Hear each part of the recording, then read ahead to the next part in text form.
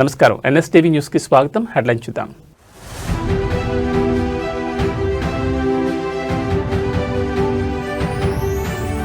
AP assembly సమావేశాలు ప్రారంభం.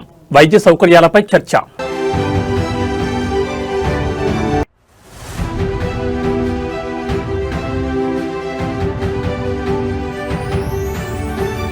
ముగింపు దశకు ఎమ్మెల్యేల అనర్హత వేటు అంశం.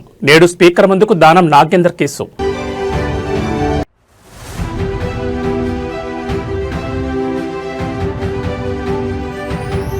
రాజ్యసభ ఎన్నికల షెడ్యూల్ విడుదల. తెలంగాణలో 2 స్థానాలకు ఎన్నికలు.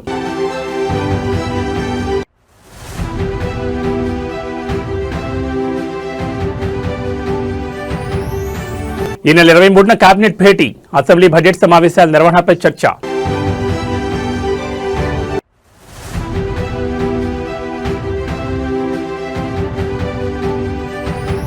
విశాఖలో పవన్ కళ్యాణ్ కాన్వాయ్కు ప్రమాదం. త్రుటిలో తప్పిన ముప్పు. ఇక వివరాలు చూస్తే ఆంధ్రప్రదేశ్ అసెంబ్లీ బడ్జెట్ సమావేశాలు కొనసాగుతున్నాయి. 5వ రోజు అంటే ఈ రోజు సభ ప్రారంభమైంది. ప్రశ్నోత్తరాలతో సభా కార్యకలాపాలను స్పీకర్ సిహెచ్ అయ్యన్న పాత్రుడు ప్రారంభించారు.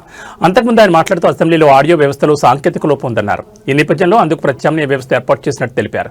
ఈ ఆడియో వ్యవస్థను బాగు చేసేందుకు సాంకేతిక నిపుణులు ముంబై నుంచి వస్తున్నట్లు స్పీకర్ వెల్లడించారు. అనంతరం ప్రశ్నోత్తరాల సమయం ప్రారంభమైంది. ప్రభుత్వాసుపత్రుల సామర్థ్యం పెంపుపై పలువురు సభ్యులు ప్రశ్నలు వేశారు. అందుకు వైద్య ఆరోగ్య శాఖ మంత్రి సత్యకుమార్ జవాబిచ్చారు. ఆళ్లగడ్డ, వాయల్పాడు, పశ్చిమ గోదావరి జిల్లా కొవ్వూరు, నెల్లూరు జిల్లా కోవూరులలో 50 పడకల ఆసుపత్రులను 100 పడకల ఆసుపత్రిగా మార్చాలంటూ ప్రభుత్వానికి టీడీపీ ఎమ్మెల్యే అఖిలప్రియ విజ్ఞప్తి చేశారు. ఆళ్లగడ్డలో 50 పడకల ఆసుపత్రిని కూటమి ఏర్పాటు చేసిందని, దీన్ని 100 పడకల ఆసుపత్రిగా మార్చాలని ప్రభుత్వాన్ని కోరారు. అయితే మాజీ ఎమ్మెల్యే తన తల్లి శోభా నాగిరెడ్డికి యాక్సిడెంట్ జరిగిన తర్వాత ఆళ్లగడ్డ అనంతరం నంద్యాల, అక్కడి నుంచి హైదరాబాద్కు షిఫ్ట్ చేసినప్పుడు గోల్డెన్ అవర్ కోల్పోవడం వల్లే ఆమె చనిపోయారని ఈ సందర్భంగా అఖిలప్రియ గుర్తు చేసుకున్నారు. తన తండ్రి విషయంలోనూ అలాగే జరిగిందని ఆవేదన వ్యక్తం చేశారు. నాగిరెడ్డి గారి యాక్సిడెంట్, మా తల్లి గారి యాక్సిడెంట్ అయినప్పుడు ఆలగడ్డ హాస్పిటల్, అక్కడి నుంచి నంద్యాల, అక్కడి నుంచి హైదరాబాద్కి తీసుకుపోవడం వల్ల గోల్డెన్ అవర్, ఆ ప్రాణాలు కాపాడాల్సిన ఒక సమయము కోల్పోవడం వల్ల మేము అది కాపాడుకోలేకపోయినాం అధ్యక్ష. 3 సంవత్సరాల లోపలనే ఉమా నాగిరెడ్డి గారికి కూడా అదే విధంగా హార్ట్ అటాక్ వచ్చినప్పుడు మళ్ళీ ఆయనని నంద్యాలకు షిఫ్ట్ చేసి ఎక్విప్మెంట్స్ లేకపోవడం వల్ల నంద్యాలకు షిఫ్ట్ చేసి అక్కడి నుంచి కూడా హైదరాబాద్ షిఫ్ట్ చేసే లోపల ఆయన చనిపోవడం జరిగింది అధ్యక్ష. ఒకవేళ 100 బెడెడ్ హాస్పిటల్ ఆలగడ్డకి రావడము ఒకవేళ లేట్ అయితే అట్లీస్ట్ ఒక ట్రామా సెంటర్ పెట్టాలని చెప్పి మేము రిక్వెస్ట్ చేస్తున్నాం అధ్యక్ష.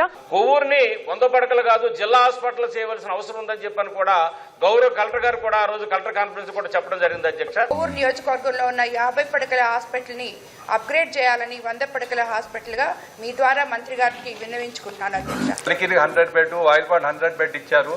తర్వాత వైసీపీ ప్రభుత్వం వచ్చినాక అది ఇంప్లిమెంట్ కాలేదు. కాబట్టి మినిస్టర్ గారు ఇమీడియట్ గా చేయాలని ఈ ప్రభుత్వాన్ని కోరుకుంటాం. థ్యాంక్ యూ అధ్యక్ష. మాకు సిఎస్ఏ హాస్పిటల్ ఉంది సార్ జగ్గంపేటలో. కొత్తగా నూతన భవనం కూడా నిర్మాణం చేశాం. ట్రామా సెంటర్ ఏర్పాటు చేయమని చెప్పేసి మీ ద్వారా గౌరవ మంత్రి గారిని నేను రిక్వెస్ట్ చేస్తున్నాను. ప్రతి సంవత్సరం 125 యాక్సిడెంట్స్ అవుతుంది. ట్రామా సెంటర్ ఒకటి కావాలి అధ్యక్ష. 30 బెడ్ 50 బెడ్ అప్గ్రేడ్ చేయమంటే అవట్లేదు అధ్యక్ష. 39 ప్రతిపాదనలు కూడా ప్రభుత్వం దృష్టికి వచ్చాయి. వీటిని కూడా ఆర్థిక శాఖ ముందు ఉంచడం జరిగింది. అదేవిధంగా గౌరవ ముఖ్యమంత్రి గారు కూడా దృష్టికి కూడా తీసుకెళ్లడం జరుగుతుంది. ఇప్పటికే కొన్ని విషయాల్లో గన్నవరము ప్రతిపాదన కూడా దీంట్లో ఉంది, కొవ్వూరు ప్రతిపాదన కూడా దీంట్లో ఉంది, నెల్లూరు కోవూరు ప్రతిపాదన ఉంది, అదేవిధంగా గోదావరి జిల్లా ప్రతిపాదన కూడా దీంట్లో ఉంది అధ్యక్ష. అదేవిధంగా ట్రామా సెంటర్ల గురించి అడిగారు. కేంద్ర ప్రభుత్వం ఇటీవల బడ్జెట్లో ప్రతి 100 కిలోమీటర్లకి ఒక ట్రామా సెంటర్ను నిర్మించాలని ఒక ప్రతిపాదన చేసింది అధ్యక్ష.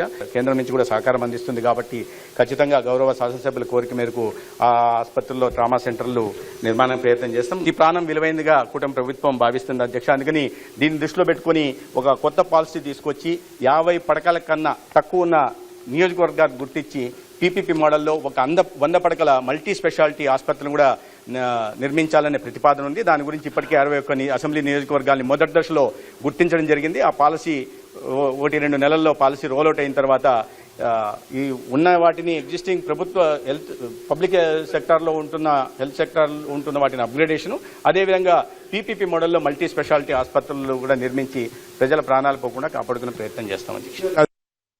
తెలంగాణ రాజకీయాల్లో సంచలనం సృష్టించిన ఎమ్మెల్యేల పార్టీ ఫిరాయింపుల వ్యవహారం ఇప్పుడు తుది అంకానికి చేరుకుంది. శాసనసభ స్పీకర్ గడ్డం ప్రసాద్ కుమార్ ఈ కేసులపై విచారణను వేగవంతం చేశారు. నేడు ఖైరతాబాద్ ఎమ్మెల్యే దానం నాగేంద్రపై దాఖలైన అనర్హత పిటిషన్లపై స్పీకర్ కీలక విచారణ జరపనున్నారు. పార్టీ ఫిరాయించారనే ఆరోపణలు ఎదుర్కొంటున్న ఎమ్మెల్యేల జాబితాలో ఇప్పటికే 8 మందిపై విచారణ ప్రక్రియ పూర్తయింది. సుదీర్ఘ వాదనలు విన్న అనంతరం సదరు 8 మంది ఎమ్మెల్యేలకు స్పీకర్ గడ్డం ప్రసాద్ క్లీన్ చిట్ ఇచ్చారు. దీంతో వాళ్ళందరికీ ఊరట లభించినట్లయింది. ఎమ్మెల్యే దానం నాగేందర్ పార్టీ మారడాన్ని సవాల్ చేస్తూ ప్రతిపక్షాలు 2 వేర్వేరు అనర్హత పిటిషన్లు దాఖలు చేశాయి. బీఆర్ఎస్ ఎమ్మెల్యే పాడి కౌశిక్ రెడ్డి ఒక పిటిషన్ దాఖలు చేయగా బీజేపీ ఎమ్మెల్యే ఏలేటి మహేశ్వర్ రెడ్డి మరో పిటిషన్ దాఖలు చేశారు.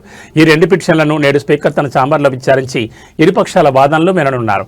మరోవైపు స్టేషన్ గన్పూర్ ఎమ్మెల్యే కడియం శ్రీహరిపై దాఖలైన అనర్హత పిటిషన్ను స్పీకర్ రేపు విచారణకు స్వీకరించనున్నారు. ఈ వరుస విచారణలతో తెలంగాణ అసెంబ్లీ వర్గాల్లో భారీ ఉత్కంఠ నెలకొంది. ఫిరాయింపుల కేసులో స్పీకర్ తీసుకోబోయే తుది నిర్ణయం రాష్ట్ర రాజకీయాలపై ఎలాంటి ప్రభావం చూపుతుందో చూడాలి. మరి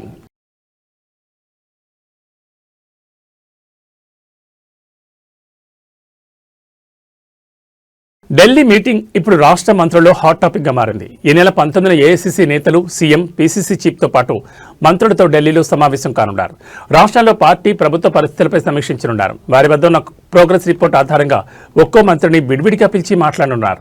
దీంతో అసలు ఢిల్లీ మీటింగ్లో ఏం జరగనుంది, అధిష్టానం ఎవరికి క్లాస్ తీసుకుంటుంది, ఎవరిని మెచ్చుకుంటుంది, అసలు తమ ప్రోగ్రెస్ రిపోర్ట్లో ఏముంది అన్న టెన్షన్ మంత్రుల్లో నెలకొంది. తమ పనితీరుపై హైకమాండ్ రెస్పాన్స్ ఎలా ఉంటుందోనని మెజార్టీ మంత్రుల్లో ఆందోళన కనిపిస్తోంది. ఈ క్రమంలోనే నేడు సాయంత్రం వారంతా ఢిల్లీకి చేరుకోనున్నారు. జూబ్లీహిల్స్, బైపోల్, పంచాయతీ, మున్సిపల్ ఎన్నికల్లో వారి పనితీరుపైన సమీక్ష ఉంటుందని సమాచారం. మంత్రుల పెర్ఫార్మెన్స్ పై అధిష్టానం వద్ద ఇప్పటికే పలు నివేదికలు ఉన్నట్టు తెలిసింది.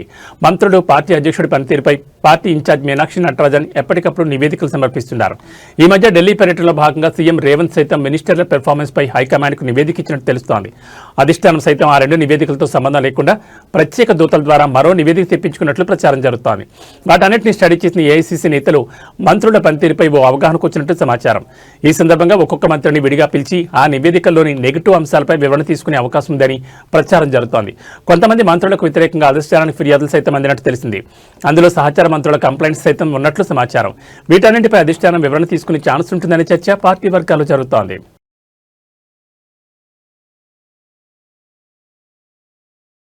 తెలంగాణలో 2 రాజ్యసభ స్థానాలకు ఎన్నికల షెడ్యూల్ విడుదలైంది. కేంద్ర ఎన్నికల సంఘం విడుదల చేసిన షెడ్యూల్ ప్రకారం దేశవ్యాప్తంగా 37 మంది రాజ్యసభ ఎంపీల పదవీకాలం పూర్తి కానుండగా ఆయా స్థానాలకు ఎన్నికలు జరగనున్నాయి. ఈ ఎన్నికలకు ఫిబ్రవరి 26న నోటిఫికేషన్ రానుంది. మార్చి 5వ తేదీ వరకు నామినేషన్ల స్వీకరణ, 6న స్క్రూటినీ, మార్చి 9వ తేదీ వరకు నామినేషన్ల విత్డ్రా జరగనున్నాయి. మార్చి 16న ఉదయం 9 గంటల నుంచి 4 గంటల వరకు పోలింగ్ జరగనుండగా అదే రోజు సాయంత్రం 5 గంటల నుంచి ఓట్ల లెక్కింపు ప్రారంభమవుతుంది. మార్చి 20వ తేదీ నాటికి దేశవ్యాప్తంగా రాజ్యసభ ఎన్నికలు ముగియనున్నాయి. ఏప్రిల్ 9వ తేదీతో తెలంగాణ ఎంపీలైన కేఆర్ సురేష్ రెడ్డి, అభిషేక్ సింఘ్వి పదవీకాలం పూర్తి కానున్నాయి. ఆ 2 స్థానాలకు ఎన్నికలు నిర్వహించేందుకు ఎన్నికల సంఘం సిద్ధమవుతోంది. కేఆర్ సురేష్ రెడ్డి బీఆర్ఎస్ నుంచి, అభిషేక్ మనసింఘి కాంగ్రెస్ పార్టీ నుంచి రాజ్యసభలో ప్రాతినిధ్యం వహిస్తున్నారు. మొత్తం 37 స్థానాలకు రాజ్యసభ ఎన్నికలు జరగాల్సి ఉంది. వీటిలో 7 మహారాష్ట్ర, ఒడిశాలో 3, తమిళనాడు, పశ్చిమ బెంగాల్లో 6 స్థానాలు, అస్సాంలో 3, బీహార్లో 4, ఛత్తీస్గఢ్లో 2, హర్యానా, హిమాచల్ ప్రదేశ్లో ఒక్కొక్క స్థానానికి, తెలంగాణలో 2 స్థానాలకు ఎన్నికలు జరగనున్నాయి.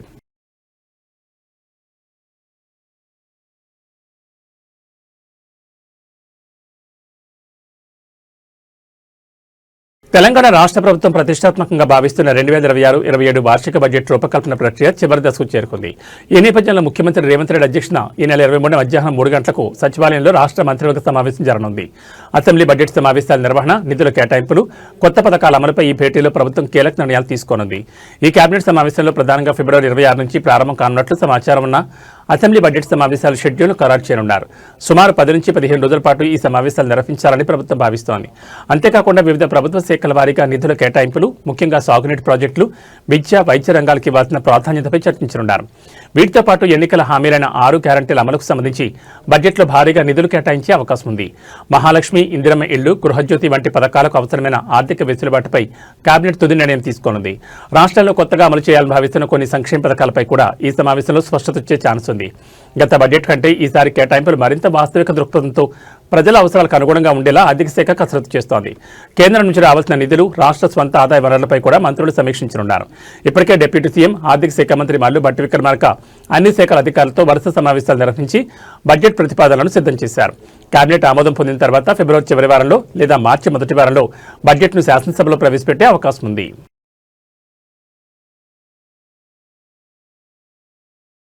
సిటీ ఆఫ్ డెస్టినీ విశాఖపట్నం అంతర్జాతీయ నౌకాదళ సమీక్షతో దగదగలాడుతోంది. భారత నావికాదళ చరిత్రలో నిలిచిపోయేలా బుధవారం ఉదయం విశాఖ సాగర్ తీరంలో ఐఎఫ్ఆర్ 2026 వేడుకలు అత్యంత వైభవంగా నిర్వహించబడ్డాయి. దేశాధినేత సాయుధ దళాల సర్వసైన్యాధ్యక్షురాలు రాష్ట్రపతి ద్రౌపది ముర్ము ఈ మహాసమీక్షలో పాల్గొని నౌకాదళ సత్తాను వీక్షించారు. 6 వరుసల్లో బారులు తీరిన 71 యుద్ధ నౌకలు విశాఖ సముద్ర గర్భంలో అద్భుత దృశ్యాన్ని ఆవిష్కరించాయి. స్వదేశీ పరిజ్ఞానంతో తయారైన ఐఎన్ఎస్ సుమేధ నౌకపై రాష్ట్రపతి ప్రయాణిస్తూ నౌకలపై బారులు తీరిన నేవీ సిబ్బంది నుంచి గౌరవవందనం స్వీకరించారు. రాష్ట్రపతితో పాటు ఆంధ్రప్రదేశ్ గవర్నర్ జస్టిస్ అబ్దుల్ నజీర్, ముఖ్యమంత్రి చంద్రబాబు నాయుడు, ఉప ముఖ్యమంత్రి కొండెల పవన్ కళ్యాణ్ ఈ వేడుకను ప్రత్యక్షంగా వీక్షించారు. భారత నేవీ శక్తి సామర్థ్యాలను ప్రపంచానికి చాటి చెప్పేలా ఈ సమీక్ష సాగింది. ముఖ్యంగా రష్యా, ఆస్ట్రేలియా వంటి అగ్ర దేశాలతో పాటు యుఏఈ, ఫిలిప్పీన్స్ వంటి మిత్రదేశాల నౌకలు కూడా ఈ పరేడ్లో పాలుపంచుకోవడం విశేషం. మిలాన్ విన్యాసాల్లో భాగంగా జరుగుతున్న ఈ ఐఎఫ్ఆర్ సముద్ర భద్రతలో భారత్ పోషిస్తున్న కీలక పాత్రను ప్రపంచానికి చాటి చెప్పింది. ఈ మెగా ఈవెంట్ ద్వారా విశాఖ నగరం మరోసారి అంతర్జాతీయ స్థాయి గుర్తింపును సాధించింది.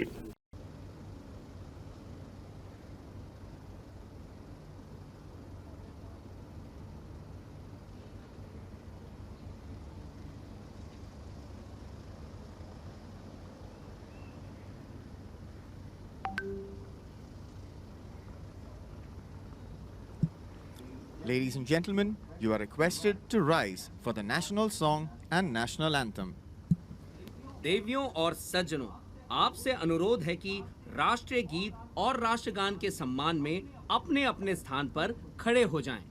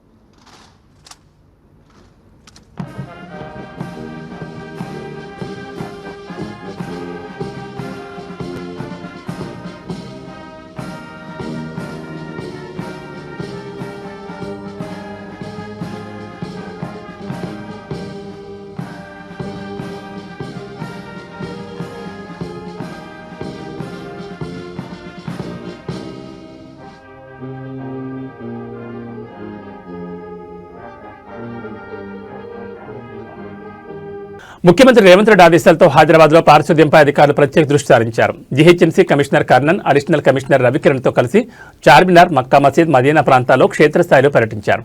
రంజాన్ మాసం ప్రారంభం కానున్న నేపథ్యంలో రోడ్లు, జంక్షన్లు అత్యంత పరిశుభ్రంగా ఉంచాలని, పారిశుద్ధ్య పనుల్లో ఏమాత్రం అలసత్వం వహించరాదని అధికారులను ఆదేశించారు.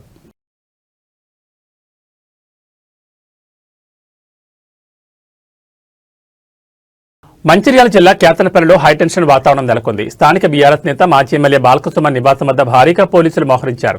బాలకసుమన్ అరెస్ట్ చేస్తారన్న సమాచారం నేపథ్యంలో ఆయన నివాసానికి వందల సంఖ్యలో కార్యకర్తలు చేరుకున్నారు. మంత్రి వివేక్ వెంకటస్వామికి వ్యతిరేకంగా కార్యకర్తలు పెద్ద ఎత్తున నినాదాలు చేశారు. కేతనపల్లి మున్సిపాలిటీలో మున్సిపల్ చైర్మన్ ఎన్నిక మంగళవారం వాయిదా పడింది. ఆ క్రమంలో ఘర్షణలు చోటు చేసుకుని ఉద్రిక్త వాతావరణం ఏర్పడింది. అలాంటి వేళ ఇవాళ కేతనపల్లిలో బంద్కు బీఆర్ఎస్ పార్టీ పిలుపునిచ్చింది. ఈ నేపథ్యంలో పోలీసులు అప్రమత్తమయ్యారు. మంగళవారం నాడు పోలీసులు విధులకు ఆటంకం కలిగించడంతో పాటు ఎస్ఐ, కానిస్టేబుల్ పై దాడి చేశారని దేవాపూర్ ఎస్హెచ్ఓ గంగారాం ఫిర్యాదు చేశారు. దీంతో బాలకసుమన్ సహా పలువురు బీఆర్ఎస్ నేతలపై కేసులు నమోదు చేశారు. చెన్నూరులో బీఆర్ఎస్ మాజీ కౌన్సిలర్ అనిల్ ను ఇప్పటికే పోలీసులు అదుపులో తీసుకున్నారు. మిగతా నాయకులను అరెస్ట్ చేసేందుకు పోలీసులు ప్రయత్నాలు ముమ్మరం చేశారు. ఇటీవల జరిగిన మున్సిపల్ ఎన్నికల్లో కేతనపల్లి మున్సిపాలిటీలోని మొత్తం 22 వార్డుల్లో బీఆర్ఎస్ 10, కాంగ్రెస్ 7, సిపిఐ 4 స్వతంత్ర అభ్యర్థి గెలుపొందారు. దీంతో హంగ్ ఏర్పడింది. బీఆర్ఎస్, సిపిఐ కూటమి మధ్య పొత్తు కుదిరి 14 మంది సభ్యులతో పాలకవర్గానికి కైవసం చేసుకోవడం ఖాయమైంది. ఇక మంత్రి Vivek, MP Vamshikrishna ex officio సభ్యులుగా పేరు నమోదు చేసుకోవడంతో పాటు స్వతంత్ర అభ్యర్థులు సైతం కూడగట్టుకోవడంతో కాంగ్రెస్ బలం 10 స్థానాలకు పరిమితమైంది. సభ్యుల ప్రమాణ స్వీకారం తర్వాత 10 నిమిషాల పాటు ఉన్నతాధికారులు విరామం ప్రకటించారు. ఈ సమయంలో కాంగ్రెస్ సభ్యుడు బీఆర్ఎస్ నేతల వద్దకు వెళ్లి మంతనాలు జరపడంతో అసలు గొడవకు దారితీసింది. అనంతరం చోటు చేసుకున్న వరుస పరిణామాల నేపథ్యంలో బీఆర్ఎస్ మాజీ ఎమ్మెల్యే బాలకసుమన్పై పోలీసులు కేసు నమోదు చేశారు.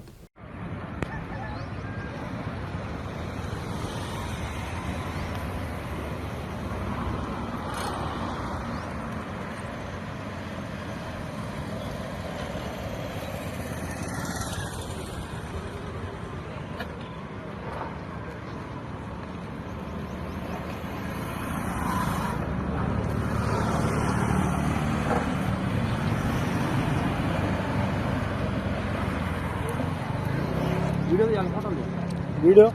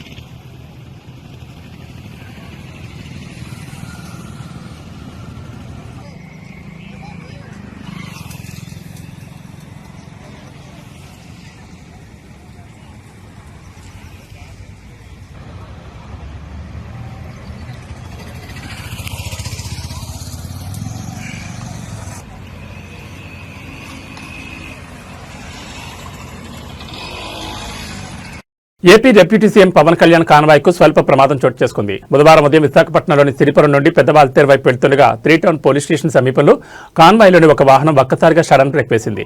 దీంతో వెనుక వస్తున్న కాన్వాయ్లోని చివరి వాహనం దానిని బలంగా ఢీకొట్టింది.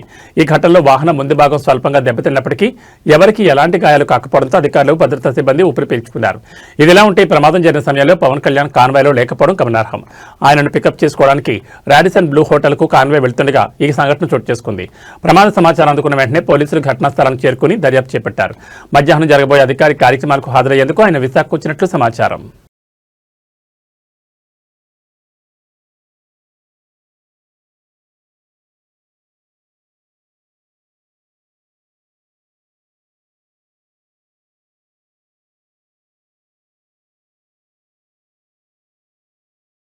విద్యార్థి నాయకుల కిడ్నాప్ కేసులో ప్రముఖ సినీ నటుడు మోహన్ బాబు యూనివర్సిటీ ఛాన్సలర్ మంచు మోహన్ బాబుకు ఆంధ్రప్రదేశ్ హైకోర్టులో చుక్కెదిరింది.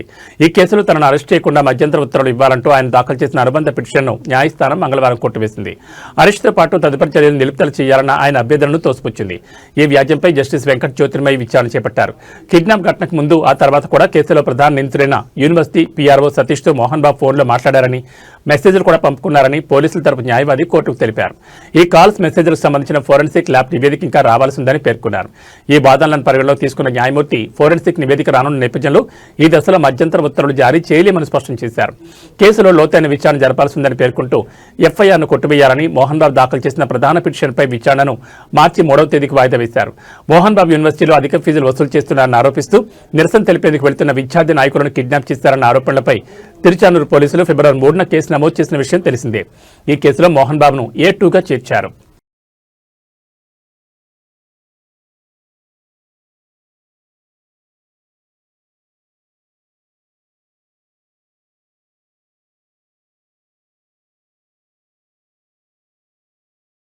భూ వివాదానికి సంబంధించిన కేసులో న్యాయస్థానం ఆదేశాలను ఉద్దేశపూర్వకంగా ఉల్లంఘించారనే ఆరోపణలపై మెదక్ జిల్లా కలెక్టర్ రాహుల్ రాజ్కు తెలంగాణ హైకోర్టు భారీ షాక్ ఇచ్చింది. కోర్టు ధిక్కరణ కేసులో ఆయనకు 6 నెలల జైలు శిక్ష విధిస్తూ సంచలన తీర్పు వెలువరించింది. శిక్షతో పాటు 2000 జరిమానా కూడా విధించింది.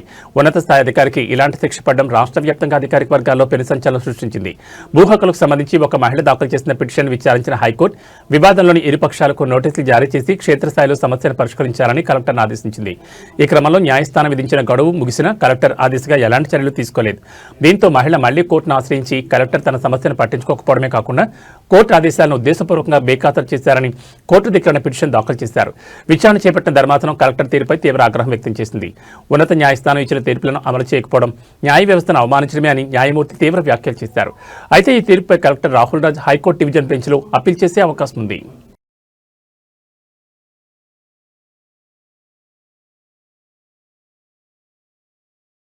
మదనపల్లిలో 7 ఏళ్ల బాలికపై అత్యాచార ఘటన తెలుగు రాష్ట్రాల్లో తీవ్ర కలకలం రేపింది. తాజాగా ఈ కేసులో కీలక పరిణామం చోటు చేసుకున్నట్టు తెలుస్తోంది. కేసులో ప్రధాన నిందితుడైన కులవర్ధన్ ఓ చెరువులో శవమై తేలాడు. అన్నమయ్య జిల్లా కురబలకోట మండలం కనసానివారిపల్లి గ్రామంలో ఉన్న చెరువులో ఓ వ్యక్తి మృతదేహాన్ని స్థానికులు గుర్తించారు. వెంటనే పోలీసులకు సమాచారం ఇవ్వగా ముదివేడు పోలీసులు అక్కడికి చేరుకున్నారు. మృతదేహాన్ని చెరువులో నుంచి బయటకు తీసి మృతుడిని కులవర్ధన్గా గుర్తించారు. అనంతరం డెడ్ బాడీని మదనపల్లి ప్రభుత్వ ఆసుపత్రికి తరలించారు. కులవర్ధన్ ఆత్మహత్య చేసుకున్నట్లుగా అనుమానిస్తున్నారు. మరోవైపు కులవర్ధన్ ఇంటి వద్ద పోలీసులు బందోబస్తు ఏర్పాటు చేశారు. కులవర్ధన్ ఆత్మహత్య చేసుకున్నాడా లేక ఎవరైనా హత్య చేశారన్న కోణంలో పోలీసులు దర్యాప్తు చేస్తున్నారు. మరోవైపు బాలిక మృతదేహానికి పోస్టుమార్టం పూర్తవగా స్వగ్రామంలో అంత్యక్రియలు నిర్వహించారు. కడప జిల్లా రాగిమాందిన్నిపల్లిలో భారీ బందోబస్తు నడుమ బాలిక అంత్యక్రియలు ముగిశాయి.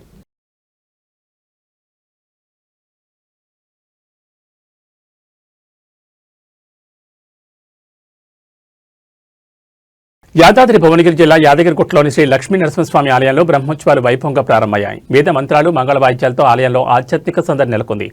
ఆలయ మూలవర్యుల అనుమతితో నిజాభిషేకం, విశ్వక్షేణారాధన, జలపూజ, పుట్టమట్టిలో నవధాన్యాలు నాటడంతో పాటు స్వస్తివచనం వంటి వైదృశ్య కార్యక్రమాలతో బుధవారం బ్రహ్మోత్సవాలకు ఆలయ అర్చకులు అధికారులు శ్రీకారం చుట్టారు.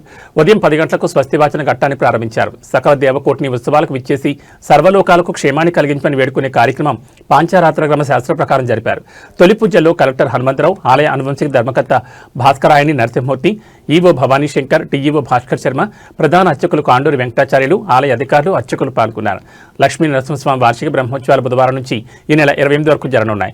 24న స్వామివారి ఎదుర్కోలు, 25న తిరు కళ్యాణం, 28న అష్టోత్తర శతఘటాభిషేకం నిర్వహించి ఉత్సవాలకు ముగింపు పలుకునున్నారు. ఉత్సవాల సందర్భంగా నిత్య కళ్యాణం, బ్రహ్మోత్సవం, సుదర్శన నారసింహ హోమం, జోడు సేవలు, ఏకాదశి లక్ష్మీ పుష్పార్చనలను అధికారులు రద్దు చేశారు. ఇక బులెటిన్ ముగించే ముందు హెడ్లైన్స్ మరోసారి.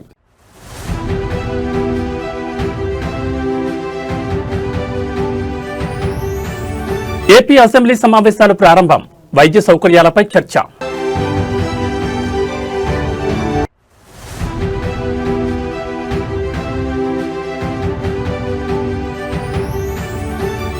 ముగింపు దశకు ఎమ్మెల్యేల అనర్హత వేటు అంశం, నేడు స్పీకర్ ముందుకు దానం నాగేందర్ కేసు.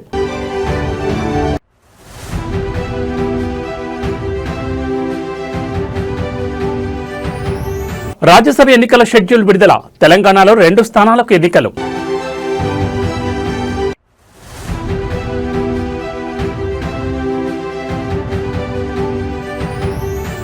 ఈ నెల 23న కేబినెట్ భేటీ, అసెంబ్లీ బడ్జెట్ సమావేశాల నిర్వహణపై చర్చ.